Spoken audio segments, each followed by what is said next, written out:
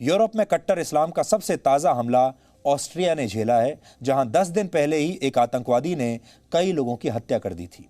Austria Europe के उन देशों में से है जहां 5 वर्ष पहले दिल खोलकर शरणार्थियों का स्वागत किया गया था। लेकिन ऐसा लगता है कि अब ऑस्ट्रिया को अपनी इस गलती का एहसास हो गया है और ऑस्ट्रिया ने कट्टर इस्लाम को रोकने के लिए एक सख्त रणनीति बनाने की कोशिशें शुरू कर दी हैं। कट्टर इस्लाम के खिलाफ युद्ध का ऐलान सबसे पहले फ्रांस के राष्ट्रपति इमैनुअल मैक्रों ने किया था, जिनकी उम्र सिर्फ 42 वर्ष है। और अब ऑस्ट्रिया के चांसलर सेबेस्टियन कर्ज भी इस लड़ाई का हिस्सा बन गए हैं। जैसे भारत में प्रधानमंत्री का पद होता है, वैसे ही ऑस्ट्रिया और जर्मनी जैसे देशों में चांसलर का पद होता है। वो वहां एक तरीके से सरकार के मुखिया होते हैं। ऑस्ट्रिया के चांसलर सिर्फ 34 साल के हैं। यहां आपको समझने वाली बात यह है कि जो आतंकवादी फ्रांस में और ऑस्ट्रिया में जो हमलावर थे, जो आतंकवादी थे जिन्होंने ये हत्याएं की, वो भी बहुत युवा थे। एक 18 साल का था, एक 20 साल का था। लेकिन अब इन 18 और 20 साल के आतंकवादियों को जवाब देने का जो बीड़ा उठाया है, वो भी 42 साल के फ्रांस के राष्ट्रपति ने उठाया है और 34 साल के ऑस्ट्रिया के चांसलर ने उठाया है। यानी दुनिया के जो सबसे युवा नेता हैं, अब उन्होंने ये तय किया है कि वो इस आतंकवाद को कुचलेंगे। ये बहुत बड़ी बात है और उन्होंने इतनी कम उम्र में कट्टर इस्लाम के खिलाफ वो फैसले लेने का साहस दिखाया है जो दुनिया के बड़े बड़े और बहुत अनुभवी नेता भी साहस दिखा नहीं पाए। ऑस्ट्रिया के चांसलर ने अपने देश की संसद के सामने 5 प्रस्ताव रखे हैं और उन 5 प्रस्ताव को आपको आज ध्यान से सुनना चाहिए और ये सोचना चाहिए क्या ये प्रस्ताव भारत में रखे जा सकते हैं। पहला प्रस्ताव है, आतंकवाद के मामले में दोषी पाए गए लोगों को आजीवन जेल में रखा जाएगा। प्रस्ताव के मुताबिक जब तक आतंकवाद फैलाने का दोषी डी रेडिकलाइज्ड नहीं हो जाता, यानी जब तक उसके मन से कट्टरता समाप्त नहीं हो जाती, उसे जेल में ही रहना होगा। दूसरे प्रस्ताव के तहत जिन लोगों को आतंकवाद फैलाने का दोषी पाया गया है, उन्हें डिजिटल ब्रेसलेट्स पहनाए जाएंगे ताकि उन पर सर्विलांस किया जा सके, उन्हें सर्विलांस के दायरे में रखा जा सके। उन पर सरकार हमेशा निगरानी करेगी। और आप तो जानते हैं यूरोप में जो प्राइवेसी का मुद्दा है वो बहुत बड़ा मुद्दा है। लोग वहां अपने जीवन में प्राइवेसी चाहते हैं और प्राइवेसी का मुद्दा वहां सबसे ऊपर रखा जाता है। लेकिन इन सरकारों ने अब कह दिया है प्राइवेसी के बारे में बाद में सोचेंगे, सबसे पहले आतंकवाद के बारे में सोचेंगे। और आतंकवाद और प्राइवेसी दोनों में से एक को चुनना होगा अगर, तो प्राइवेसी को छोड़ दीजिए, हम आतंकवाद को दबाएंगे।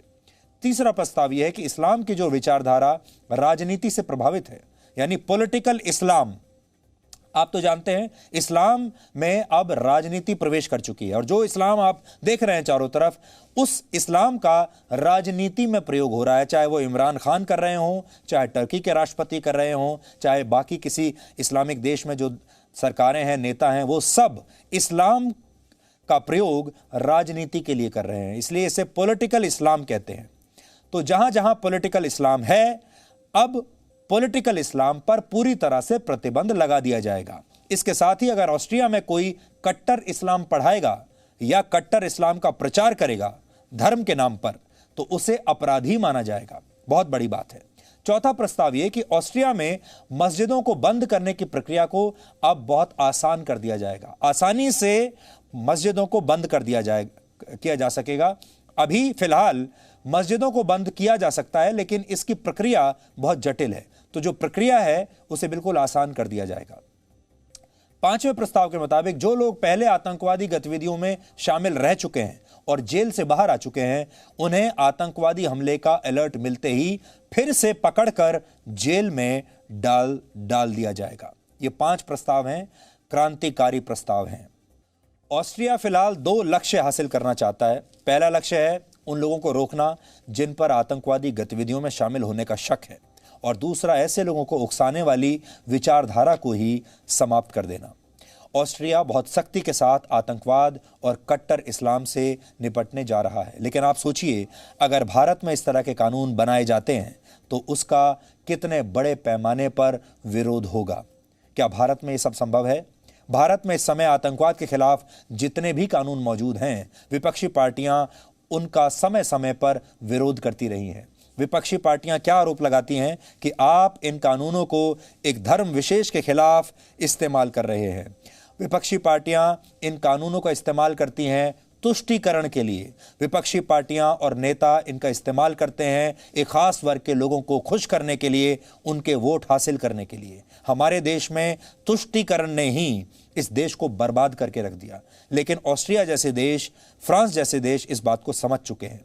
ऑस्ट्रिया में सभी राजनीतिक दल इस मुद्दे पर एक साथ आ गए हैं। बड़ी बात, ऑस्ट्रिया में सारे राजनीतिक दलों ने इन सारे प्रस्तावों का समर्थन किया है। भारत में यह असंभव है, आप करके देख लीजिए। भारत में सारे विपक्षी दल कश्मीर में 370 हटाने को लेकर एक साथ नहीं आए।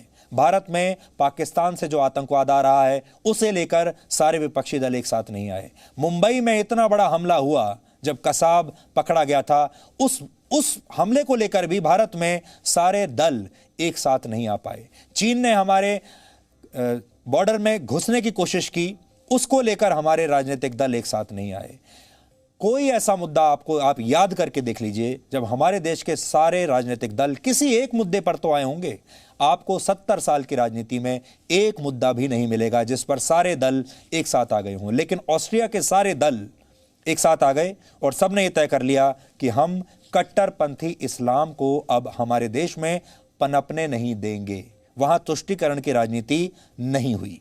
ऑस्ट्रिया में 300 लोगों ने आतंकवादी संगठन आईएसआईएस को ज्वाइन कर लिया है। 300 लोग। ऑस्ट्रिया की आबादी 88 लाख है और 88 लाख की आबादी में से अगर 300 लोग आईएसआईएस ज्वाइन कर लें, यह बड़ी बात है। हमारे देश में भी लोग कर रहे हैं, केरल से ज्वाइन कर रहे हैं। हमारे देश में आपने देखा होगा सबसे ज्यादा लोग केरल से जा रहे हैं। और ऑस्ट्रिया ने सिर्फ 300 लोगों के आतंकवादी बन जाने की इस घटना को कितनी गंभीरता से लिया है, आप सोचिए। हमारे देश में भी तो कितने लोग आतंकवादी बन जाते हैं। कश्मीर में कई लोग बन जाते हैं, केरल में बन रहे हैं, कर्नाटक में बन रहे हैं, लेकिन हमारे देश में किसी ने भी अभी इस मुद्दे को इतना गंभीरता से नहीं लिया जितना ऑस्ट्रिया ने लिया है। हालांकि ऑस्ट्रिया ने इस समस्या का अनुमान पहले ही लगा लिया था। यह भी आप लोगों के लिए एक नई बात होगी। आज से लगभग 108 वर्ष पहले, यानी वर्ष 1912 में ही ऑस्ट्रिया ने एक कानून बनाया था। इस कानून के तहत राज्य और मुस्लिम समुदाय के बीच के संबंधों को नियंत्रित किया गया था। यानी स्टेट और मुस्लिम्स के बीच जो संबंध हैं उन्हें कंट्रोल करने की कोशिश की गई थी। वर्ष 2015 में ऑस्ट्रिया ने इसी कानून को में संशोधन किया था। इस संशोधन के तहत ऑस्ट्रिया की मस्जिदों के मौलवियों के लिए जर्मन भाषा का ज्ञान अनिवार्य कर दिया गया था कि वहां जितने भी मौलवी हैं उन्हें जर्मन भाषा का ज्ञान होना ही चाहिए। यूरोप के देश अब जाकर आतंकवाद के खिलाफ एकजुट हुए हैं। आतंकवाद को रोकने के लिए यूरोप के देश खुली सीमाओं को बंद करने और उन्हें नियंत्रित करने पर भी विचार कर रहे हैं ताकि कोई कट्टरपंथी या आतंकवादी उनके देश में प्रवेश ना कर पाए। और ऐसे जो लोग अंदर आ चुके हैं, प्रवेश कर चुके हैं, उनकी एक वॉच लिस्ट, उनकी एक लिस्ट तैयार की जा रही है। फ्रांस ऐसे 8000 लोगों की लिस्ट तैयार कर चुका है जिन पर निगरानी रखी जाएगी। यूरोप के देश इंटरनेट पर भी नजर रखने की योजना पर काम कर रहे हैं क्योंकि आजकल युवाओं को कट्टर बनाने के लिए इंटरनेट का ही सबसे ज्यादा इस्तेमाल हो रहा है। यूरोप की सरकार अपने लोगों के एनक्रिप्टेड मैसेजेस को भी अब पढ़ना चाहती है, लेकिन आशंका जताई जा रही है कि यूरोप के लोग इसका जोरदार विरोध कर सकते हैं क्योंकि लोग, आप जानते हैं, आम जनता यही कहेगी कि चाहे आतंकवाद हमारे देश में कितना भी आ जाए, लोग मर जाएं, हमारे लिए हमारी प्राइवेसी और हमारे लिए हमारे एनक्रिप्टेड मैसेज वो सबसे ज्यादा जरूरी है। लेकिन ऐसे मौकों पर देश के बारे में सोचना चाहिए।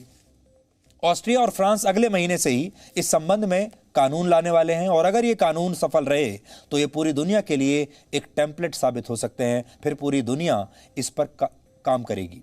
डेनमार्क में भी मुस्लिम समुदाय के बच्चों के लिए एक कानून बनाया गया है। ये भी आप सुनिए, बड़ा दिलचस्प है ये।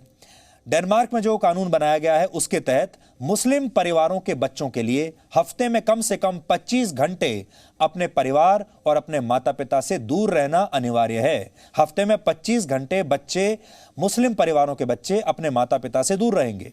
इन 25 घंटों के दौरान इन बच्चों को डेनमार्क के बारे में बताया जाएगा, उन्हें डेनमार्क के बारे में जानकारियां दी जाएंगी और उन्हें जागरूक किया जाएगा।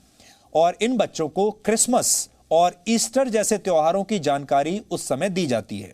डेनमार्क एक धर्मनिरपेक्ष यानी सेकुलर देश है।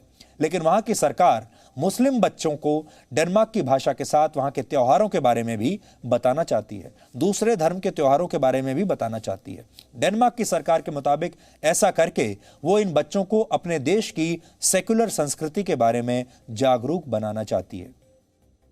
लेकिन यूरोप के देशों को यह समझना होगा कि सिर्फ अपने देशों में आतंकवाद के खिलाफ कानून बनाकर इसे नहीं रोका जा सकता, बल्कि दुनिया के इन देशों को इस समस्या की जड़ में जाना होगा। जो देश आतंकवाद फैलाते हैं उनके खिलाफ कड़ी कार्रवाई करनी होगी। उदाहरण के लिए पाकिस्तान।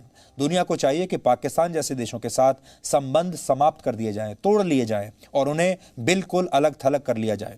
संयुक्त राष्ट्र सुरक्षा परिषद और फाइनेंशियल एक्शन टास्क फोर्स जैसी संस्थाओं को इसमें बहुत बड़ी भूमिका निभानी होगी, जो वो निभा नहीं रहे।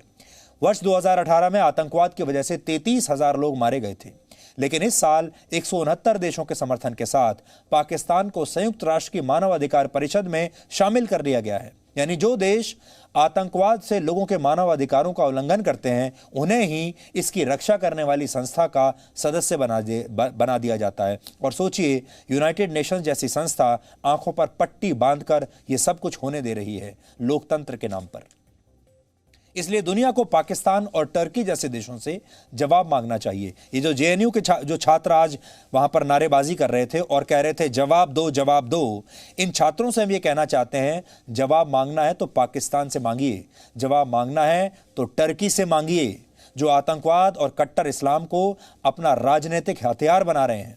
सिर्फ मस्जिदों पर ताला लगाने से ये समस्या खत्म नहीं होगी। हमारे देश में तो वो भी नहीं हुआ अभी तक, बल्कि ये समस्या खत्म होगी इमरान खान, अर्दवान और महातिर मोहम्मद जैसे नेताओं का बहिष्कार करने से। दोहरे मापदंड अपनाकर दुनिया का कोई देश खुद को और दूसरों को आतंकवाद और कट्टर इस्लाम से बचा नहीं सकता।